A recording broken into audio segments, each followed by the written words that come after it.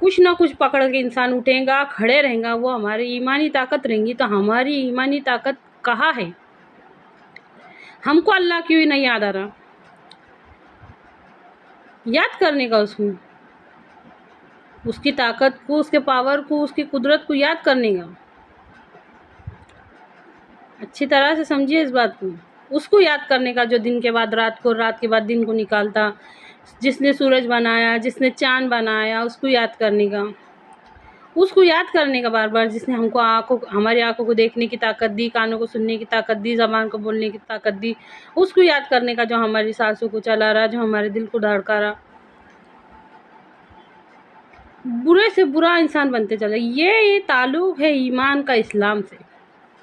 ईमान का इस्लाम से ये ताल्लुक है कि हर इंसान के अंदर अल्लाह रब्बुल इज़्ज़त ने कि मेरा बंदा बचने के वास्ते उसके पास ईमानी पावर रहेगा।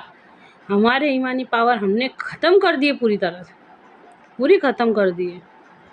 नौबत ऐसी नौबत आ जा रही, धोखे देने की नौबत आ जा रही, बेरहमी करने की नौबत आ जा रही, जुल्म हो रहा, हद से ज़्यादा जुल्म हो रहा, हद से ज़्यादा बेहयाई हो रही। ये सब हमारे माशरे में पनप रहा। और ये कोई ज़्यादा मामूली बड़ी बात नहीं समझ रहे उसको, मामूली है, ये सब मामूली है। अल्लाह के वास्ते बात को समझो, दीन की बारीकियों को समझो, उसकी हकीकत को समझो। इंशाअल्लाह अगर मुसलमान चाहे ना तो ऐसी माशरत कायम करेंगे, ऐसी माशरत कायम करेंगे कि ना कोई किसी से बेरहमी करेगा, ना कोई किसी से झूठ बोलेगा, ना कोई किसी से हसद रखेगा, ना कोई किसी से नफ़रत करेगा, ना कोई। और ये तो सीख थी ना हमारे नबी सल्लल्लाहु अलैहि वसल्लम, ये तो सीख थी, ये तो सिखाए थे, ये सब ख़त्म करने को तो भेजे गए थे ना हमारे नबी सल्लल्लाहु अलैहि वसल्लम। अगर इंशाअल्लाह हम सब ने ऐसा चाहे ना तो हम एक ऐसा मुआशरा बनाएंगे जिसमें गरीबों की इज़्ज़त भी होंगी, गरीबों को मदद भी होंगी, काले घोरे का फ़र्क भी ख़त्म होगा। अल्लाह के वास्ते बात को समझिए। बहुत कुछ है समझने वालों के वास्ते, कुछ भी नहीं है नहीं समझने वाले का। समझदारों को इशारा काफ़ी है। लाठी, एक लाठी को तो कोई भी तोड़ सकता, लाठी के भाले को तोड़ना मुश्किल रहता।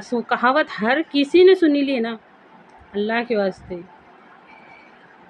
जो भी आप लोगों से ये कहे, जो भी अगर आप लोगों को खुद को ये बात समझ में आए कि अगर किसी को फ़िरका परस्ती के नुकसान नहीं समझ में आ रहे ना, ये दीन का बात करने वाली समझ लो मैं दीन की बात करने वाली है। और अगर मैं फ़िरका परस्ती का नुकसान नहीं बताती और मैं खामोश है ना, तो इसका मतलब दीन का मतलब मेरे समझ में नहीं आया।